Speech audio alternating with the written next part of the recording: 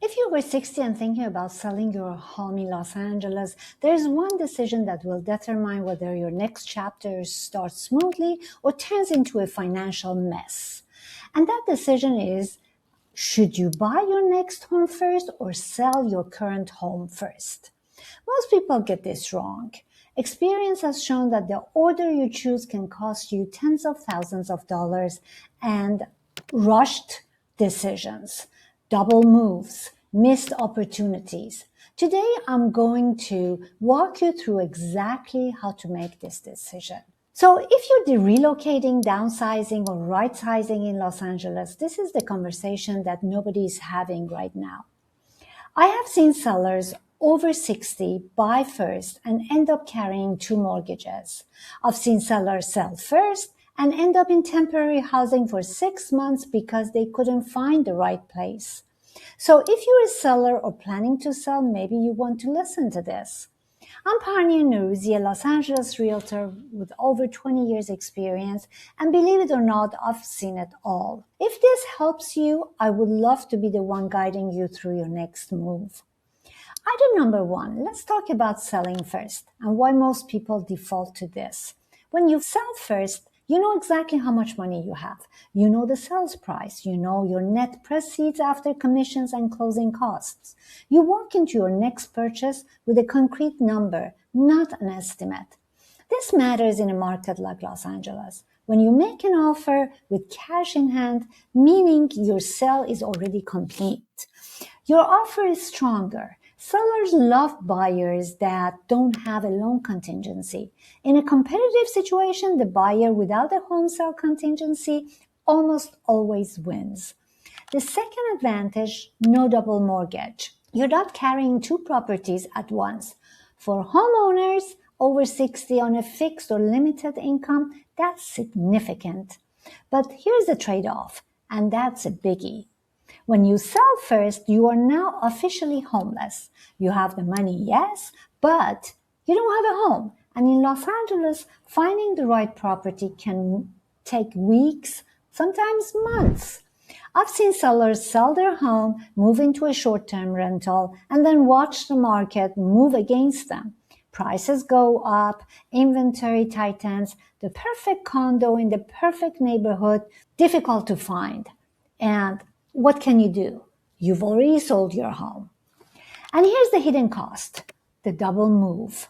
You move from your home into temporary housing, then you have to move again from temporary housing into your new home. Two moves, two sets of movers, two sets of utility transfers, two sets of stress.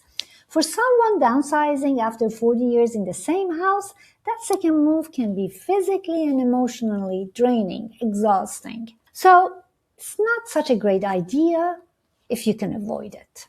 Now, item number two, and that's buying first. When you buy first, you have control over the timeline. You find the home you love, you secure it, you know exactly where you're going.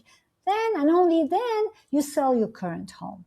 This removes the panic from the equation. You're not scrolling Zillow at midnight wondering if anything will be available next month or not. You've already found your next chapter. The move is one and done. From your old home directly into your new home. No temporary apartment, no storage unit, no double move. For homeowners with enough equity or savings to carry two properties for a few months, this is often the preferred path. And experience has shown that my clients who buy first report far less stress. But, and this is a big but, buying first comes with real financial risk. You now own two homes, two mortgages, or one mortgage on the new home plus carrying costs on the old one. Property taxes on both, insurance on both, utilities on both. In Los Angeles, depending on your price point, this can easily run $4,000 to $8,000 a month. And there's the bridge, the gap between buying the new home and selling the old one. If your old home doesn't sell quickly, that gap widens. Every month that it sits, you're bleeding money. I've seen sellers carry two properties for 6 months because their home was overpriced or the market cooled. And that's We're talking $30,000 to $50,000 that they will never get back. So please don't buy first unless you have a realistic timeline and a realistic price for your current home. Overpricing to just test the market while carrying two mortgages is a fast way to lose a lot of money. Item number 3 is the hybrid. And this is what I recommend to most of my clients. You find your next home first. You make an offer, but that offer includes a home sale contingency. It says, I will buy this home, but only if I sell my current home within X number of days. This protects you from carrying two mortgages indefinitely. And if your home doesn't sell, you can walk away and get your deposit back. The downside is that in a hot market, sellers may reject your offer in favor of a non-contingent buyer. This is where pricing your current home correctly becomes critical. If your home is priced right and listed before you make the offer or at the same time, you can often negotiate a 30 to 45 days of contingency windows. Experience has shown that this is the sweet spot for most homeowners over 60. You get the certainty of finding your next home without the full financial exposure of buying first with no backup plans. Number 4 is the bridge loan. So if you have significant equity in your current home, but not enough cash to buy first without selling, a bridge loan can fill that gap. In a short term, it's like a short-term loan, usually 6 to 12 months, secured against the equity in your current home. You use it for down payment on your new home and then pay it off when your old home sells. Bridge loans are not cheap. Interest rates are higher than conventional mortgages, and there are origination fees. But for the right seller, especially someone downsizing from a paid-off home into something smaller, the math can work. The bridge loan cost is often less than the cost of a double move plus temporary housing. Item number 5 is, and of course, this is how I help my clients, I just tell them ask yourself 4 questions. Number 1, how quickly are homes selling in your neighborhood? If the average days on the market is under 30, you have more flexibility to buy first.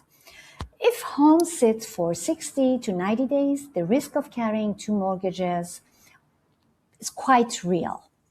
Question number 2, how much equity do you have? If your home is paid off or nearly paid off, you have more options. You can access that equity through a bridge loan or a home equity line of credit. Question number 3, how specific is your next home wish list? If you're looking for something very particular, a single-story home in a specific neighborhood with specific features, you may need to buy first. And question number 4 is, can you afford to carry both homes for at least 3 months?